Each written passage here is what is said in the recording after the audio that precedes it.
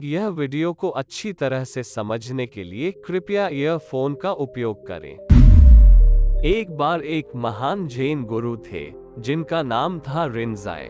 वे अपने यहाँ आने वाले सभी लोगों से मिला करते थे। एक दिन एक आदमी उनसे मिलने आया। वह आदमी अच्छे मूड में नहीं था और इस वजह से जब वह कमरे में दाखिल हुआ तब उसने दरवाजे को जोर से धक्का देते हुए खोला। फिर उसने अपने जूते उतार कर फेंक दिए और जैसे ही उसने प्रवेश करने के लिए अपना पैर उठाया, रिनजाई ने कहा, रुको, प्रवेश मत करो। उस आदमी ने पूछा, क्यों? रिनजाई ने उत्तर दिया, पहले जाओ और दरवाजे से और अपने जूतों से क्षमा मांगो।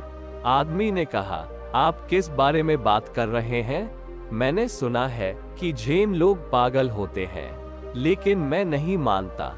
लेकिन अब ये सच होता नजर आ रहा है। आप क्या बकवास बात कर रहे हैं? दरवाजे और जूतों से माफी क्यों मांगूं? ये बहुत शर्मनाक लग रहा है। रिनजाई ने उत्तर दिया, तुम यहाँ से निकल जाओ और फिर कभी मत आना। अगर आप जूतों पर गुस्सा कर सकते हैं तो माफी क्यों नहीं मांग सकते? जब आप क्रोधित होते हैं तो आप कभी नहीं सोचते कि जूतों से क्रोधित होना इतनी मूर्खता है। यदि आप क्रोध से संबंध बना सकते हैं तो प्रेम से क्यों नहीं? जब आपने इतने गुस्से से दरवाजे को धकेला तब आपने दरवाजे से गलत संबंध और अनैतिक व्यवहार किया। उस दरवाजे ने आपका कुछ नहीं बिगाड़ा था। अगर आप गुस्से से दरवाजा पटक सकते हैं तो आप दरवाजे से माफी क्यों नहीं मांग सकते? रिश्ता तो रिश्ता होता है, गुस्सा भी एक रिश्ता है। अगर आप माफी नहीं मांग सकते तो आप अंदर मत आइए। रिनजाई के शांत स्वभाव के संपर्क में आकर वह आदमी भी शांत हो गया और वह इसका तर्क समझ गया।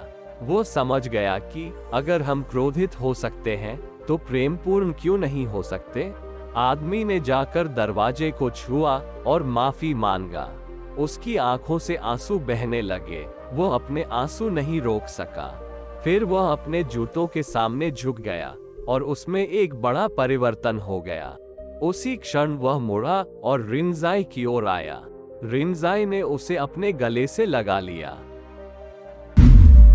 यदि हम अपने जीवन में देखेंगे तो हम पाएंगे कि जो हो रहा है उसे हम अनदेखा नहीं कर सकते हैं, लेकिन जो महत्वपूर्ण है वह ये है कि हम स्थिति का जवाब कैसे देते हैं। हमारे पास हमेशा एक विकल्प होता है कि हम कैसे प्रतिक्रिया दें। हम या तो गुस्से से प्रतिक्रिया कर सकते हैं या हम गुस्से पर काबू पा सकते हैं और गुस्से को प्यार से बदल सकते हैं। दुनिया में बहुत गुस्सा और हिंसा है। हर शहर में, हर गांव में, हर घर में गुस्से की भरमार पाई जा सकती है।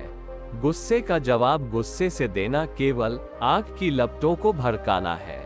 हमें आग को हवा देकर आग भड़काना नहीं है, हमें आग बुझानी है। इसी तरह हम क्रोध की आग को और अधिक आग लगाकर नहीं बुझा सकते।